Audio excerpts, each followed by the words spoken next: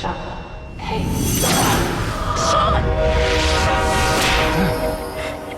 I took your advice. It was very good advice. Sean. Sean. Look, I can see that you think you know me, but I don't know who you are. My name is Captain Coulter Stevens. You're kind of freaking me out. You know, I'm so fascinated with this whole idea of like the butterfly effect, and every time you're on the train, depending on one little move that you take, something completely different can happen. What is a choice that you've made in life that you wish you could go back and kind of see what things would have happened if you had chosen the other way? Look, let's make this clear real quick. You and I need to have a straight man-to-man talk. I'm here. I feel like I'm looking in the mirror, so it's always an awkward interview with you because it's just like, you know. And then we have the whole Jake thing, you know. Yeah, so many things. There's so many similarities. But the thing is,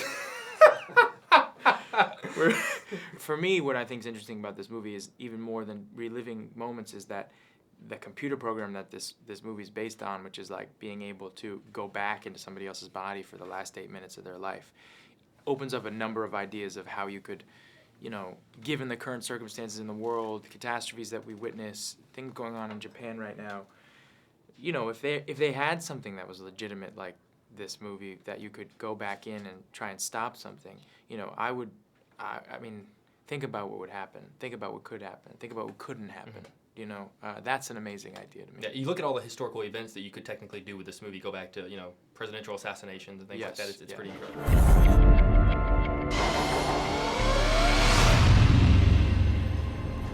No. Talk to me, Sean. Look, I don't know who Sean is, and I don't know who you are.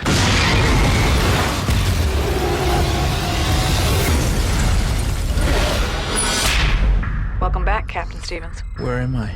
You are inside the source code. What is the source code? It's a computer program, Captain.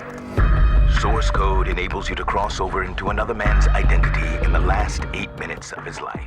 You're in this movie, and you're kind of constantly learning things about yourself. Yeah. And I like, you know, doing my research and learning things about you. Yeah. And Michelle told me that you do really good impressions.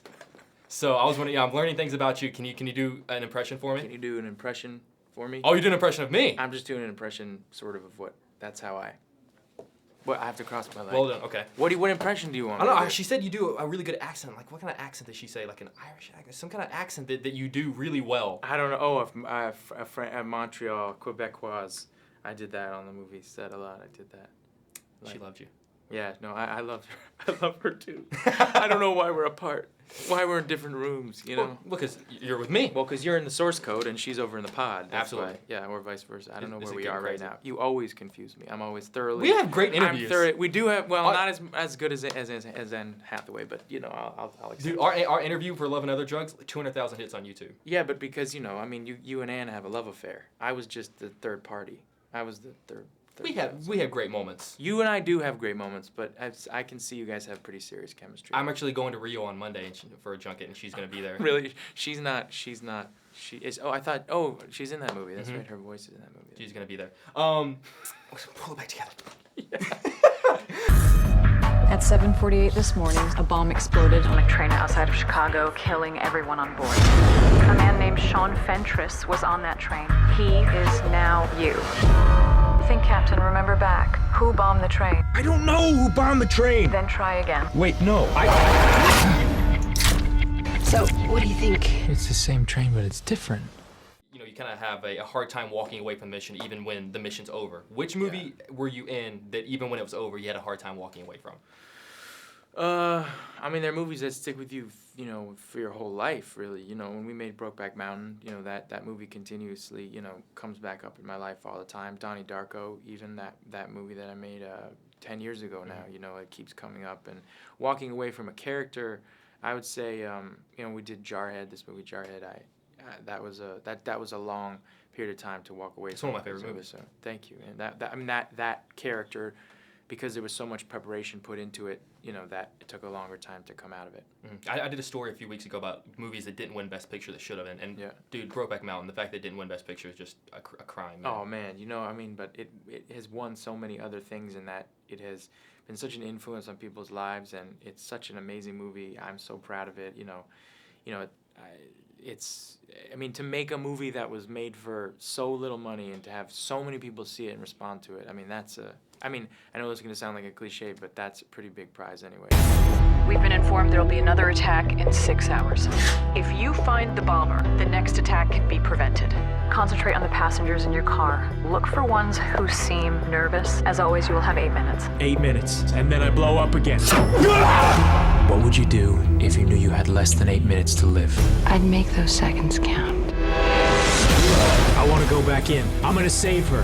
You can't. Doesn't work that way. Christina is dead. She doesn't have to be. You cannot alter this reality while inside the source code.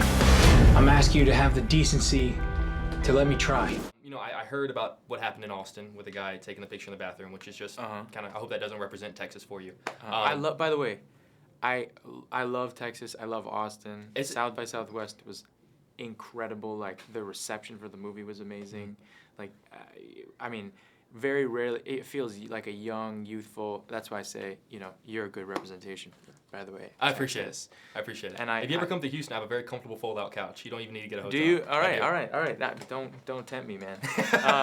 But like, you know, that it was a great, you know, a great experience being there, and particularly for Duncan, like Duncan Jones, who premiered his first movie Moon there, and then, you know, brought this movie there. It was awesome. It's all about the filmmaker, and I love that about South by Southwest.